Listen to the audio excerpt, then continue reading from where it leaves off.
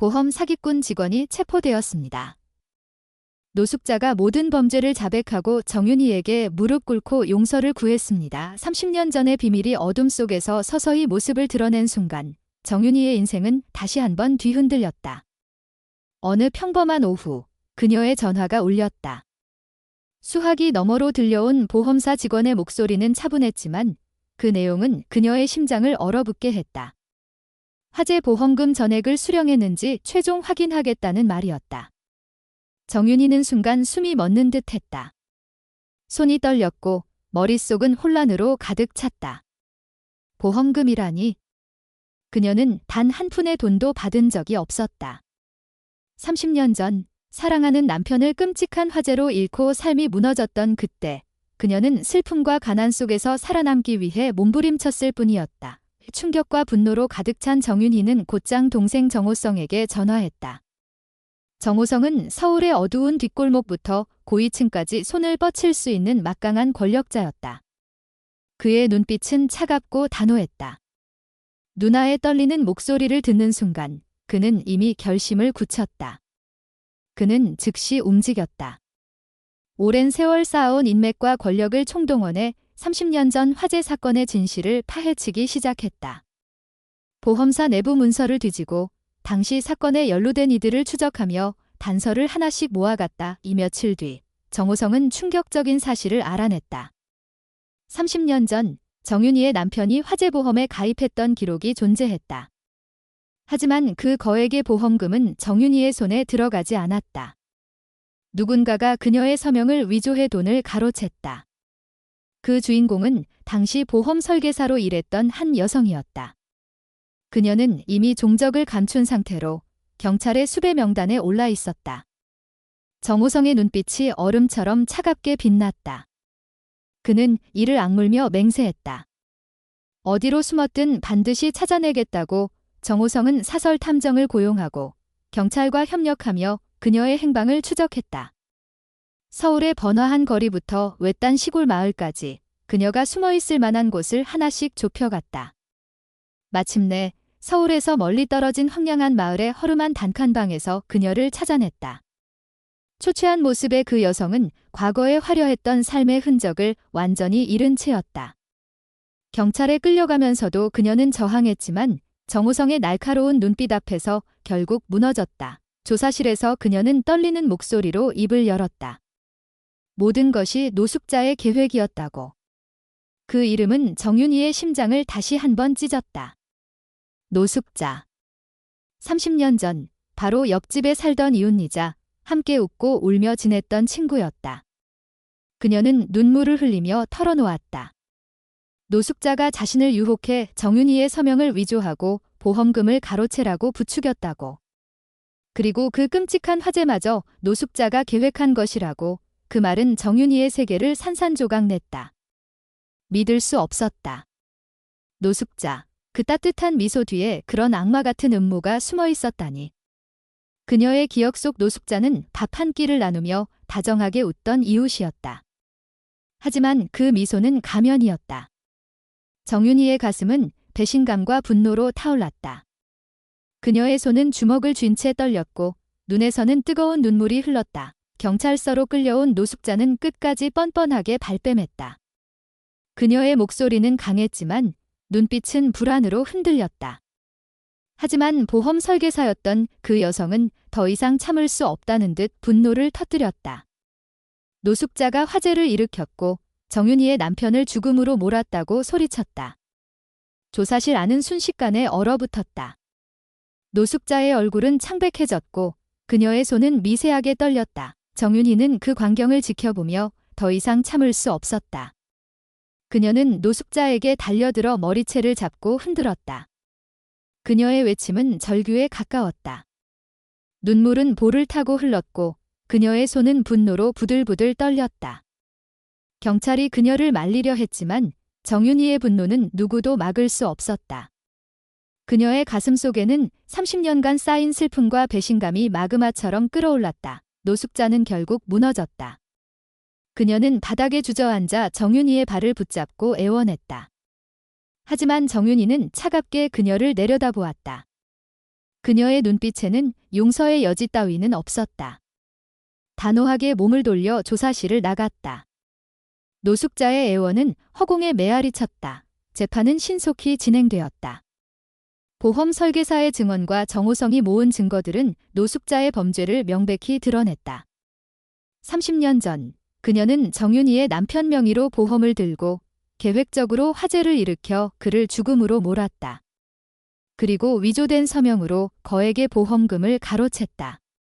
법정에서 노숙자는 더 이상 변명할 여지가 없었다. 그녀는 고개를 숙인 채 판결을 들었다. 고의적 방화와 사기 혐의로 징역 20년에 처해졌다. 법정 밖 정윤희는 하늘을 바라보며 깊은 숨을 내쉬었다. 30년간 묻혀있던 진실이 마침내 드러났지만 그녀의 가슴은 여전히 무거웠다. 남편을 잃은 슬픔, 배신당한 신뢰, 그리고 잃어버린 세월은 결코 돌아오지 않을 것이다. 정호성은 누나의 어깨를 조용히 감싸며 말했다. 정윤희는 말없이 고개를 끄덕였다. 그녀의 눈에는 눈물이 고여 있었지만 그 안에는 단단한 결의가 서려 있었다. 30년 전의 비밀은 이제야 밝혀졌다. 하지만 그 진실은 또 다른 상처를 남겼다. 노숙자의 탐욕이 파괴한 가정, 그리고 그 뒤에 숨겨진 거짓의 그림자는 영원히 정윤희의 마음에 드리워질 것이다. 과연 그녀는 이 깊은 상처를 딛고 다시 일어설 수 있을까? 진실은 드러났지만 이야기는 아직 끝나지 않았다. 30년 전의 비밀이 마침내 세상 밖으로 드러난 순간 정윤희의 가슴은 여전히 얼어붙은 듯 무거웠다. 노숙자의 탐욕이 그녀의 가족을 산산이 부수고 사랑하는 남편을 앗아간 진실은 너무나도 잔혹했다. 법정에서 노숙자가 징역 20년을 선고받고 쇠고랑을 찬 모습은 정의의 승리처럼 보였지만 정윤희의 마음에 드리운 상처는 치유되지 않았다. 그녀는 법정 밖에서 하늘을 올려다보며 깊은 숨을 내쉬었다.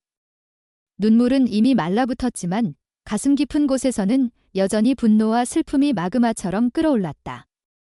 그녀의 동생 정호성은 말없이 누나의 어깨를 감쌌다. 그의 단단한 손길은 위로였지만 그조차도 이 깊은 상흔을 완전히 덮을 수는 없었다. 진실이 드러났음에도 이야기는 끝나지 않았다. 정윤희는 노숙자의 뻔뻔한 얼굴과 그 애원하는 눈빛을 잊을 수 없었다. 그녀는 30년 전의 그 달동네 따뜻한 미소로 밥 한 끼를 나누던 노숙자의 모습을 떠올렸다. 그 미소가 가면이었다는 사실은 그녀의 신뢰를 송두리째 배신했다. 하지만 그녀의 머릿속에는 또 다른 의문이 떠올랐다. 노숙자는 어떻게 그런 치밀한 계획을 세울 수 있었을까? 그녀 뒤에 또 다른 누군가가 있었던 것은 아닐까? 정윤희의 직감은 그녀를 새로운 어둠 속으로 끌어들였다. 정호성은 누나의 불안한 눈빛을 읽고 다시 움직이기 시작했다. 그는 이 사건이 단순한 개인의 탐욕으로 끝나지 않을 수도 있다고 직감했다. 그의 손은 이미 전화기를 쥐고 있었고 오랜 세월 쌓아온 인맥을 다시금 동원했다. 그는 과거 노숙자와 연관된 모든 인물을 추적하기 시작했다. 그녀의 은행 계좌, 통화 기록, 심지어 그녀가 자주 드나들던 장소까지 샅샅이 뒤졌다. 그러던 중 정호성은 한 가지 이상한 점을 발견했다. 노숙자가 30년 전 화재 직후 갑자기 큰돈을 손에 쥐고 고급 아파트로 이사했다는 기록이었다. 하지만 그녀의 공식적인 수입으로는 도저히 설명할 수 없는 금액이었다. 정호성은 더 깊이 파고들었다. 그는 노숙자가 당시 자주 만났던 한 남성의 존재를 알아냈다. 그는 지역에서 영향력 있는 부동산 브로커로 뒷골목에서 어두운 거래를 주도하던 인물이었다. 그의 이름은 박철민. 정호성은 이 남자가 단순한 우연으로 노숙자와 얽혔을 리 없다고 확신했다. 그는 박철민의 현재 행방을 추적하기 시작했다. 수많은 전화와 은밀한 만남 끝에 정호성은 박철민이 지금 제주도의 한적한 마을에서 은둔 생활을 하고 있다는 정보를 입수했다. 정호성은 주저하지 않고 제주로 향했다.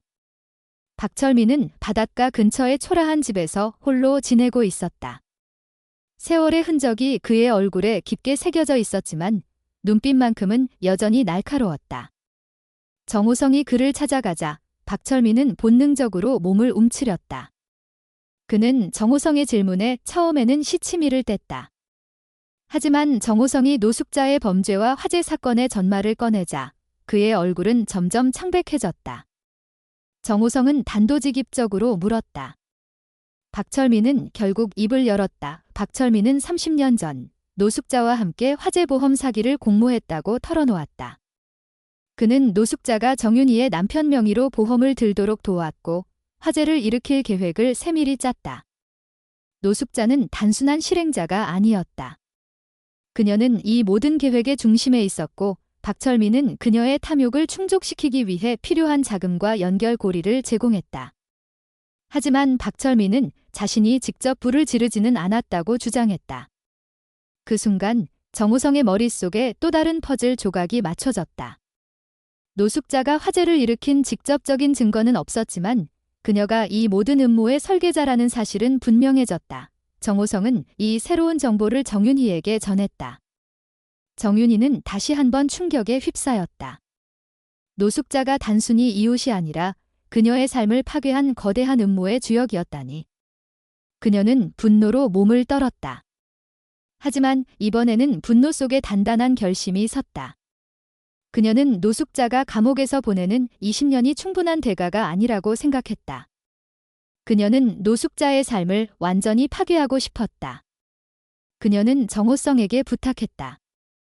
노숙자가 감옥 밖에서도 결코 평온한 삶을 누리지 못하도록 그녀가 숨긴 돈과 재산을 모두 찾아내 달라고. 정호성은 다시금 움직였다. 그는 노숙자의 은행 계좌를 추적하고 그녀가 보험금으로 취득한 재산을 하나씩 파헤쳤다. 놀랍게도 노숙자는 화재보험금 외에도 여러 건이 의심스러운 자금 흐름을 통해 부를 축적해왔다. 그녀는 다른 피해자들의 보험금을 가로채는데도 관여했던 것이다. 정호성은 이 모든 증거를 경찰에 넘겼다. 노숙자의 추가 범죄가 드러나면서 그녀의 형량은 더욱 무거워질 가능성이 커졌다. 한편 정윤희는 달동네로 돌아갔다. 30년 전 그녀의 삶이 무너졌던 그곳은 여전히 세월의 흔적을 고스란히 간직하고 있었다. 좁은 골목, 낡은 계단, 그리고 벽에 덕지덕지 붙은 포스터들. 그녀는 옛 집터 앞에 서서 남편의 얼굴을 떠올렸다. 그의 따뜻한 미소, 가족을 위해 헌신하던 모습이 눈앞에 선명하게 그려졌다. 정윤희는 무릎을 꿇고 조용히 눈물을 흘렸다. 하지만 이번 눈물은 슬픔만이 아니었다.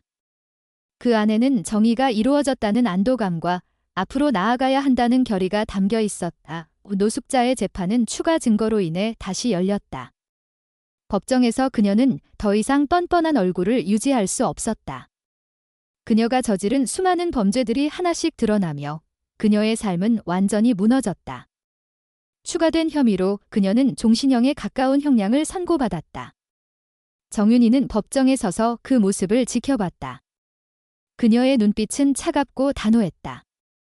노숙자가 그녀에게 했던 배신은 결코 용서받을 수 없었다. 정윤희는 집으로 돌아와 창밖을 바라봤다. 30년의 세월은 그녀에게 많은 것을 앗아갔다. 하지만 그녀는 이제 새로운 시작을 꿈꾸기 시작했다. 정호성은 그녀 곁에서 조용히 미소를 지었다. 누나, 이제 진짜 끝났어. 정윤희는 고개를 끄덕였다. 그녀의 가슴은 여전히 무거웠지만 그 안에는 희망의 불씨가 작게나마 타오르고 있었다. 그러나 이야기는 아직 완전히 끝나지 않았다.